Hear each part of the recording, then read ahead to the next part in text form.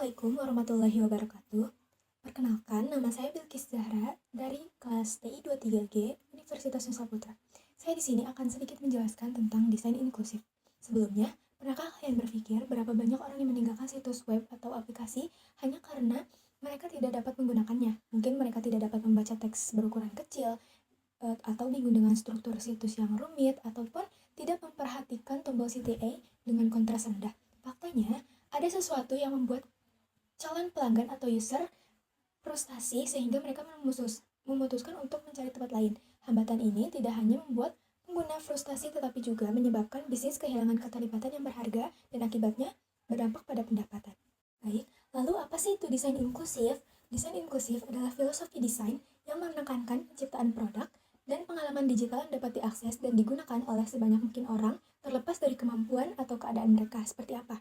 Desain inklusif lebih dari sekedar aksesibilitas, tetapi juga mencakup dan belajar dari orang-orang dengan berbagai perspektif, memastikan setiap orang merasa dilibatkan dan dapat terlibat sepenuhnya dengan produk atau web. Lalu, apakah pentingnya desain inklusif dalam suatu web atau aplikasi atau suatu sistem? Seberapa penting sih desain inklusif ini? Jadi, seperti yang kita tahu, masalah penglihatan tidak selalu berupa tunanetra. Ternyata, gangguan indera jauh lebih umum dari yang kita bayangkan. Orang dengan mata minus pun mengalami kesulitan itu seperti saya sendiri. Di sisi lain, ada pula gangguan memori dan fisik kala manusia menua. Perlu diingat, orang-orang tua juga tumbuh bersama teknologi, jadi kita tidak bisa memungkiri kemungkinan hal tersebut. Lalu, apakah desain inklusif ini hanya memberikan manfaat untuk yang disabilitas saja?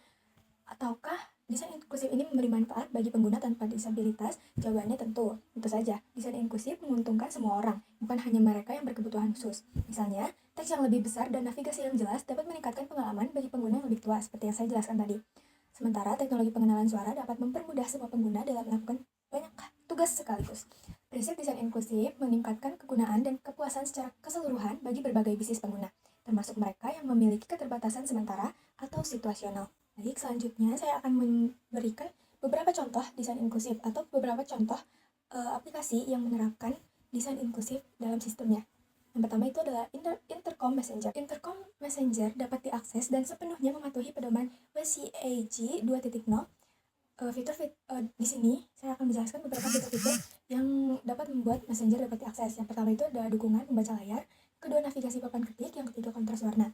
Selain itu, Intercom Messenger menyediakan kemungkinan untuk menyertakan deskripsi gambar dan keterangan video yang dibagikan. Lalu, situs web perusahaan ini memiliki struktur yang jelas dan mudah dipahami, blok teks bergantian dengan gambar, dan memudahkan pemahaman informasi. Contoh selanjutnya adalah Zendesk.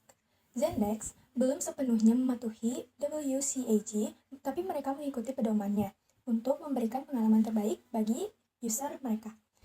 Produk Zendesk mencakup fitur aksesibilitas seperti berikut.